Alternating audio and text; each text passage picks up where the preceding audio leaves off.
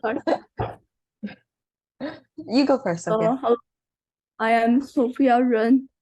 Uh, I'm from China, but now I'm studying in America.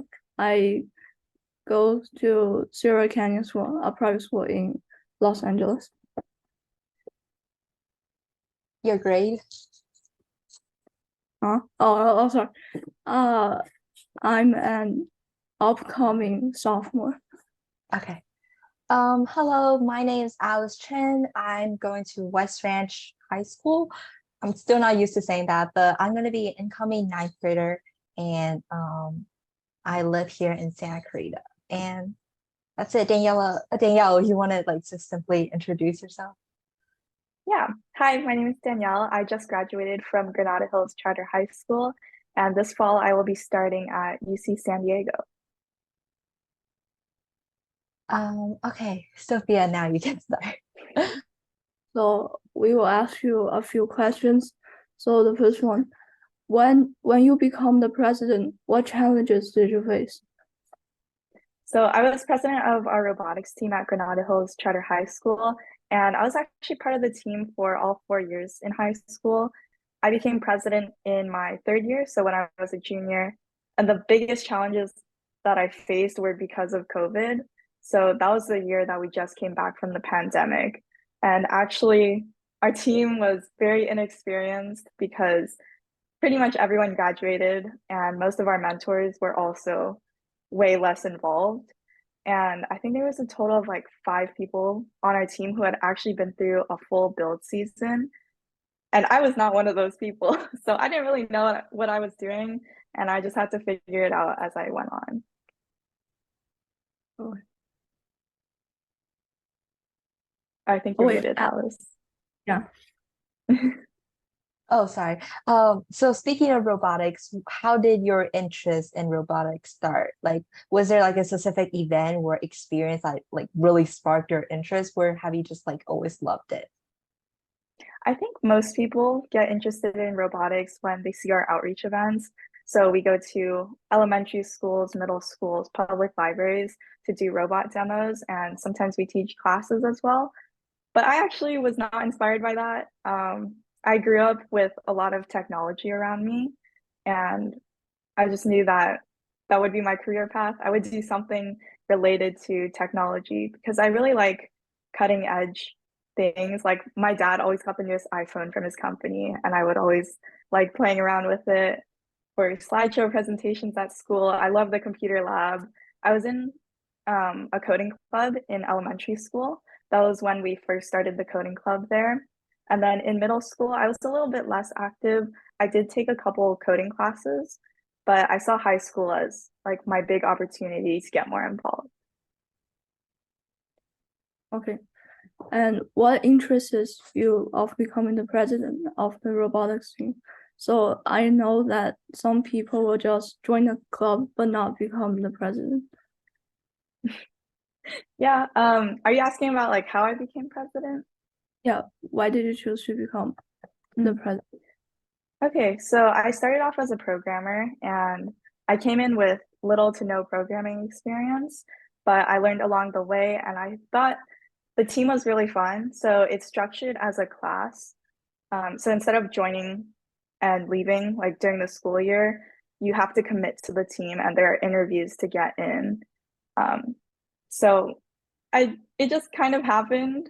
Like when we were returning from COVID, there weren't many people like willing to step up to become president, but I thought that I really enjoyed being on the team and I wanted to see it grow. So yeah, I just took a shot. Okay, our next question is about funding of the club. So like did the school provided funding or like did you guys have to like go make fundraisers and try to fund yourself? Yeah, so that's a big thing actually. The robotics that I was in is FIRST and VEX Robotics. They're two big robotics organizations worldwide.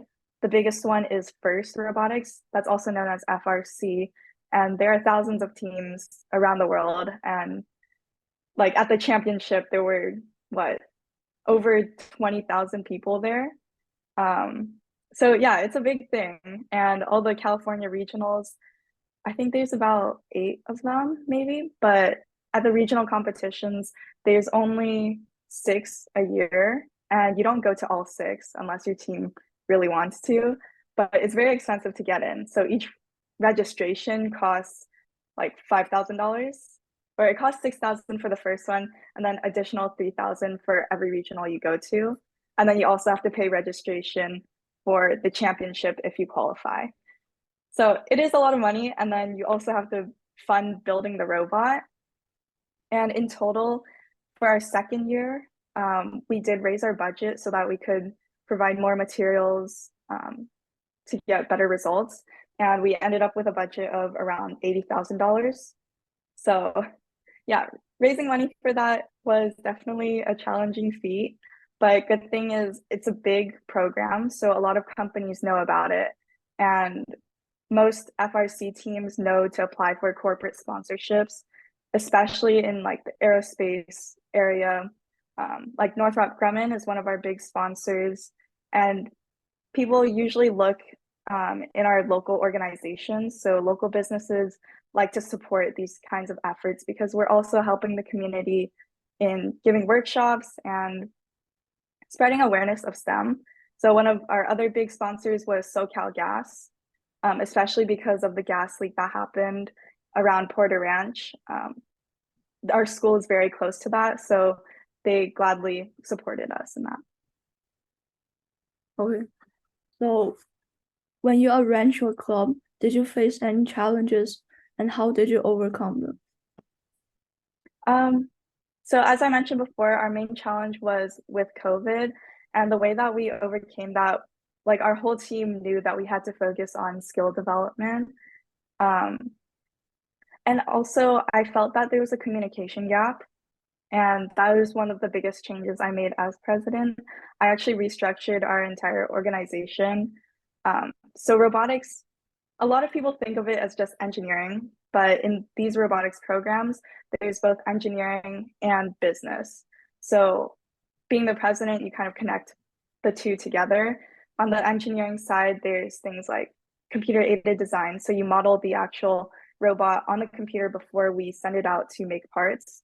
And then we have our machining team. We call them mechanical because they use the machines in the room to make the parts, and then they put them together. They assemble them based on the CAD drawings. And then we have programming, which obviously codes the robot.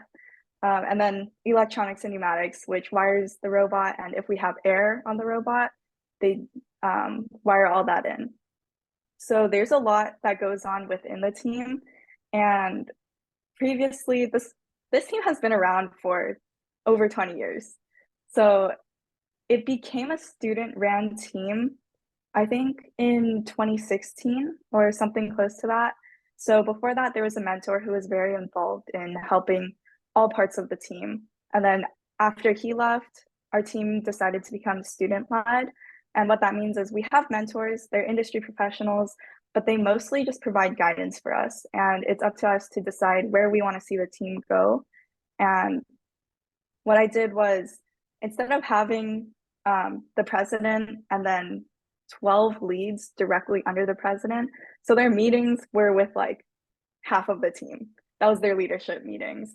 And I found that very ineffective because some people didn't feel heard, some people were discouraged to speak up, and it was overall kind of a weird dynamic we had within the team, but that was in place for many, many years. I actually don't know the last time the team has changed its structure.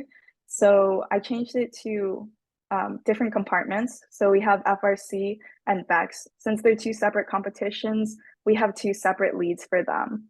So I think my main job as president, there was no guidelines for me. So my main job was to actually figure out the direction of the team and where we want to go. And it actually ended up to be, I would say, and a lot of people would say, our two best seasons. Definitely the one right after the pandemic was a little rough. We did qualify for the championships, and prior to that year, we've gone to the championship 5 times, I believe, 4 or 5 times out of 20 years. Okay. So that first year that I was president, things were rocky. But we did qualify for the championship, and I think that motivated the team a lot. So over the summer, everyone was preparing on their own side, and then during off season, we decided to build a fully new robot. And that was the first time the team has attempted a fully new robot in the off season, because normally people use off season to just chill, but we had ambitious goals, and it really paid off during the next season because we built a really cool robot and we made it to the championship again. Well, you seem to have definitely made the team a lot better than it was. But like, and like you said, you guys like engage a lot with the communities, but like, can you like better explain more the activities and projects that you did? And also how did these activities like contribute to the members' learning and growth in robotics? Mhm. Yeah, so we have a whole sector of our organization dedicated to outreach. It used to be its own group. So when we had the old structure, one of the co-leads, they would take care of all the outreach activities. But since the restructuring, we just have business, and under business, there's an outreach department. So our outreach activities include going to robot demos. So last year, I believe we went to 3 demos. So we go to things like fairs. There's this one big Camarillo air show that happens every year, and we like showing up to that because as people are bringing their kids to look at cool planes and cars, they also get to see robots. And I think that really inspires kids, just being able to see and interact with those robots at a young age. It reminds them that there's different pathways that they can follow going deeper into their education. And then we also go to middle schools and elementary schools to teach, specifically the new TK through 8 campus that Granada Hills started.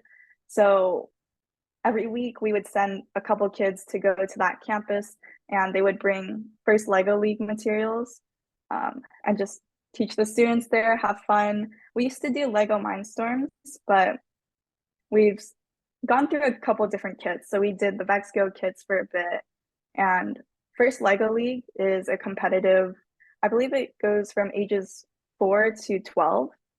So that is like a smaller version of FRC, and it starts with Legos, but I believe cheer also had a team. So the younger kids, they get to experience engineering before they learn everything from school.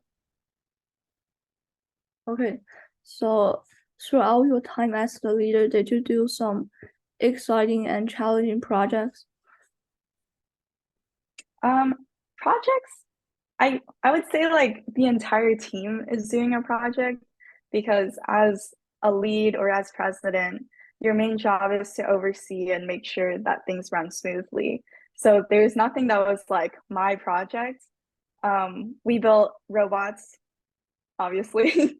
So we build competitive robots, and the FRC robots are like 30 inches by 30 inches, and they're pretty big. So they can get up to, or the max weight is around 125 pounds.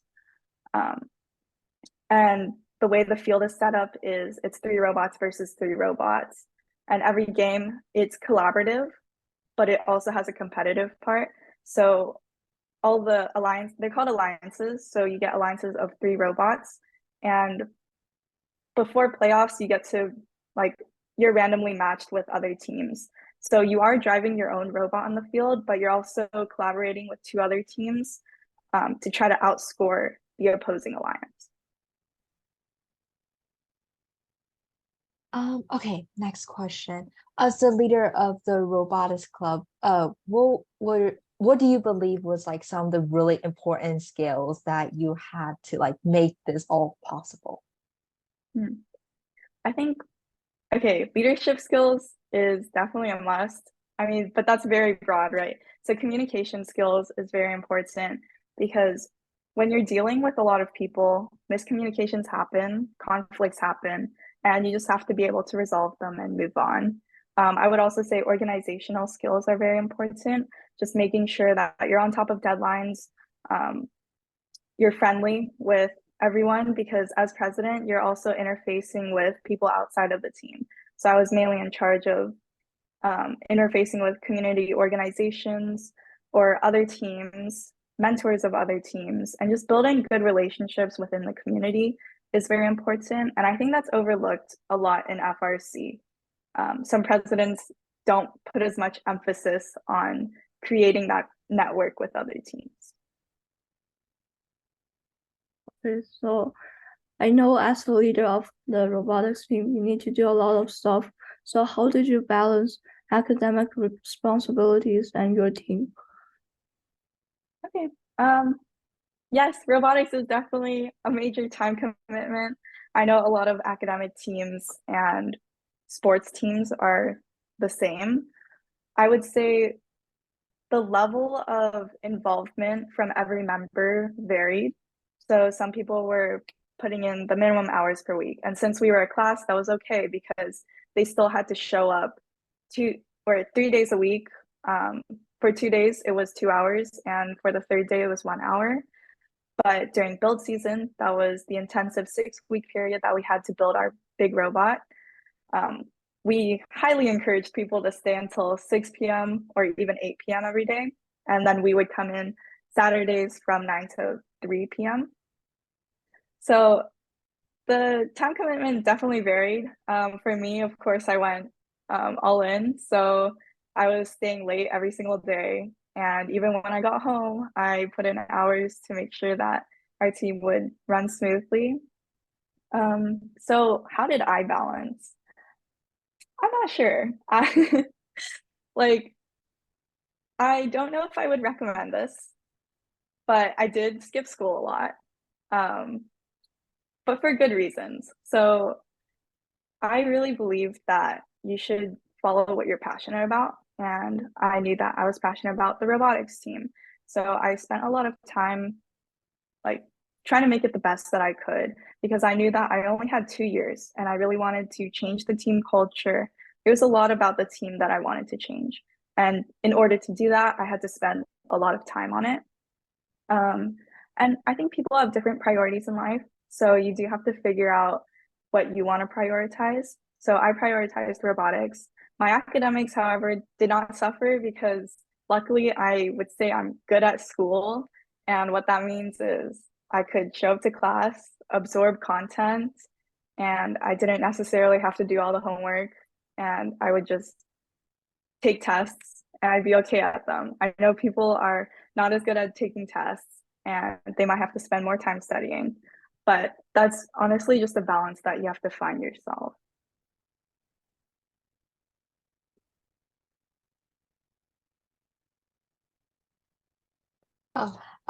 When choosing which colleges to apply to, what was some like aspects or factor that you put in to consider which one to go to? I didn't really research colleges too much because I've heard about it from other people. I heard about it from my parents talking.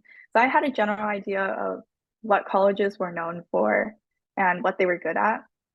And of course, I'm interested in computer science. So I would search up schools that are best in computer science or something like that.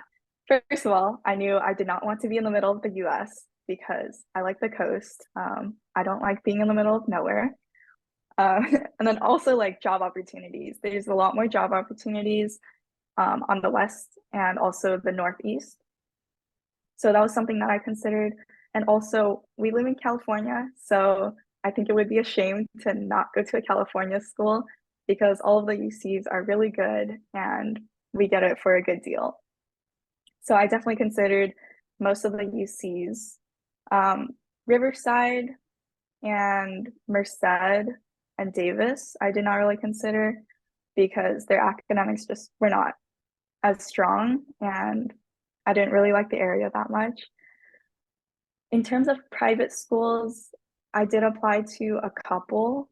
I did like most of the big tech names, but I would say like don't stress about all of the colleges you're applying to. Just apply to the ones that you know you would go to if you got in, or else you're just like wasting your time. Um, but also like if you don't get into a college, it just means that you're not meant to go there. So I really feel like so many people are stressed about college and getting into college, and I'm kind of just existing because I did not stress at all about getting into college. Of course, writing essays took a lot of time and putting together the applications, but I knew that like wherever I ended up going, I could make the best of it. Okay. You mentioned that college essays will take a lot of time.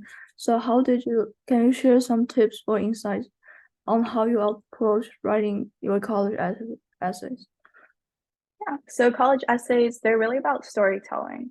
And the college admissions officers, they read thousands of essays every single day when they receive the applications.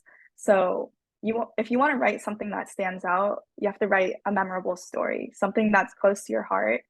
And I don't think that I spent enough time on my essays because I didn't really find the topics that I was super passionate about writing. So I would recommend like spend more time brainstorming, think about different stories, different moments in your life that really impacted and shaped you. And yeah, just write like you're telling a story, give it to people to review. And if they think it's boring, then the admissions officer would too.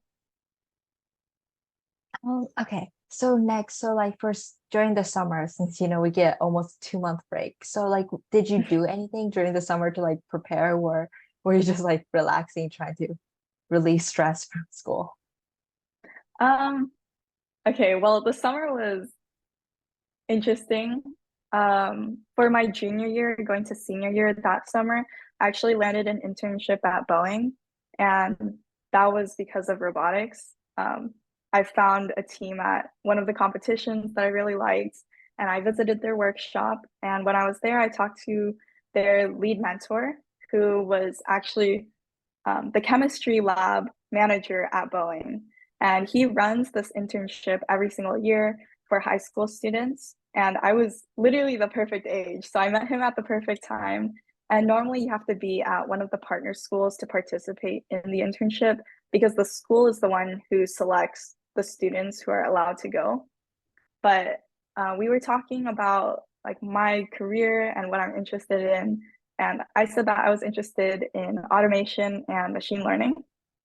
And that mentor was saying, "Oh, that's perfect. We have this project that we really want to do this coming year for all of the interns because normally interns they they're matched with a mentor and they do mentor work, but they wanted to do this year they wanted to do a whole internship program um, with a machine learning car. It's an open source software. So I ended up leading that project that year. And then this past summer, I did help them set it up, but I didn't want to be as involved because last year I spent my entire summer doing that. It was super fun. I got to meet a lot of amazing people.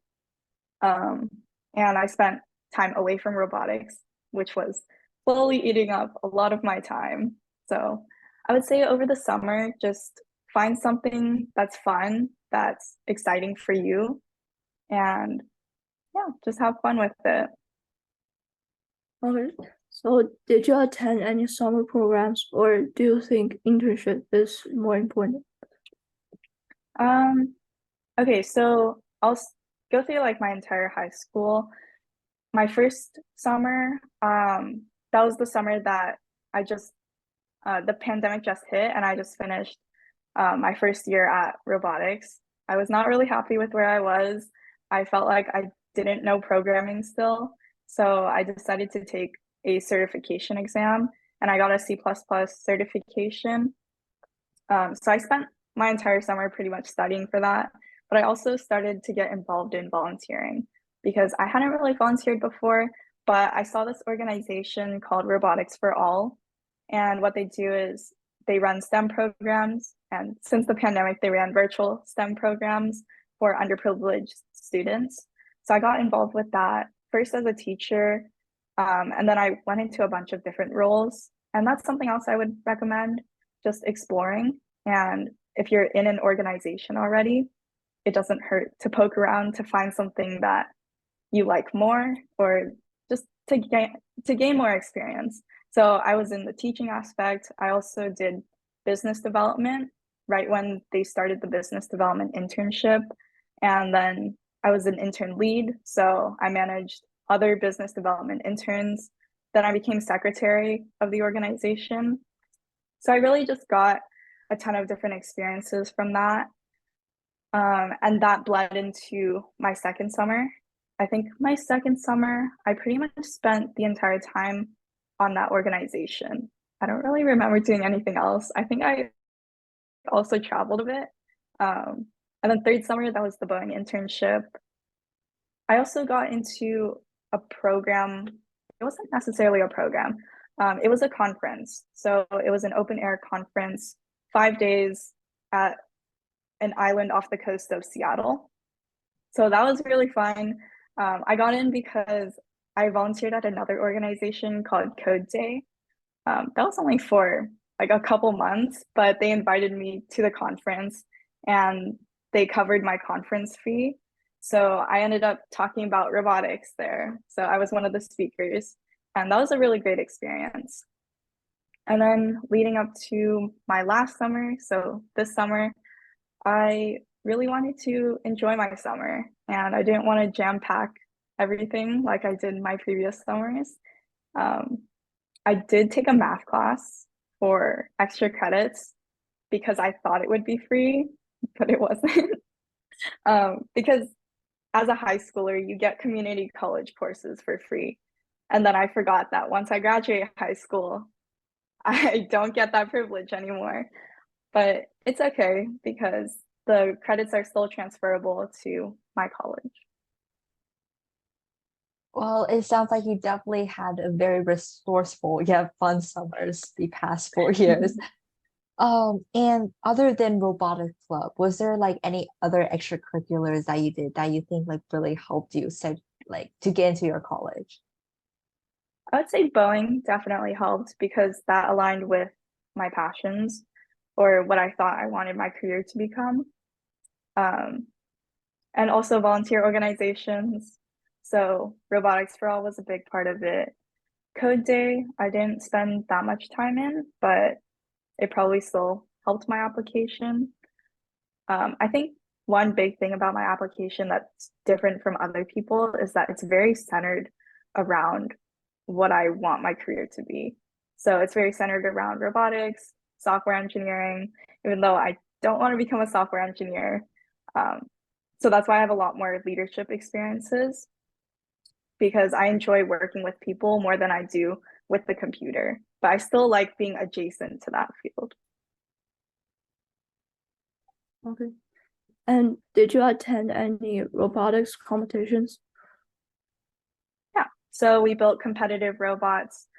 For Vex Robotics, they are smaller competitions because they're smaller robots. And then for FRC, they're bigger robots with thousands of people at each competition. We did, okay, normal teams do 1 or 2 regionals. And if they get into the championship, that's their third competition of the season. I really wanted to push my team in my second year. So we went to 3 regionals and then we qualified for the championship as well. So that was 4 competitions. It was extremely tiring because they were all 2 weeks apart. So we would go to a competition and sometimes we had to travel there. Like we traveled to San Diego and we traveled to San Jose and we traveled to Houston. But yeah, it's very tiring. And in the off season, there's a lot of small events. Off season, we usually go to 2 competitions, and then we also have the demo events. Okay. The final question that we have prepared is, so did you apply for any scholarships along when you, yeah. Yeah. So I was very grateful that Granada has a whole college and career office. So they would send newsletters of different scholarships that are open every month. So I would look through those and see which of my qualifications matched. So I would apply to, I don't know, a bunch of local ones. I don't remember if I applied to any big scholarship that's well known. My mom's company is Sempra, and they have a scholarship for the children of employees. So I applied to that one and I got it. But most of my scholarships were merit-based. Actually, all my scholarships were merit-based because I don't demonstrate enough financial need for the others. So I would really just say, like, look around your community, search for scholarships near blah, blah, blah. And yeah, they just pop up with results. Also, a lot of mine were from robotics. Okay, next we'll be moving on to audience questions. Does anybody have any questions? You can type it in the chat and we'll love to answer them for you.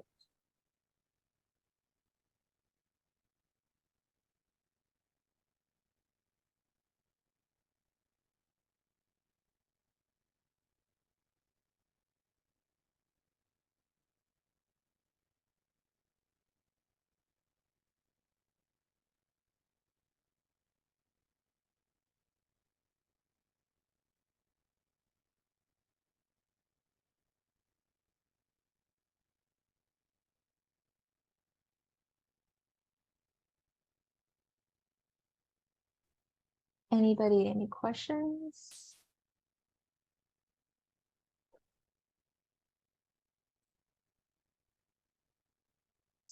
Okay, so if there's no audience questions, we were told that Danielle's mom wants to share stories about how she was brought up and how she became the person she is today. So if there's no questions, we'll move on to that. Is that okay with everybody? Okay, now stop the recording and thank you, Danielle, so much.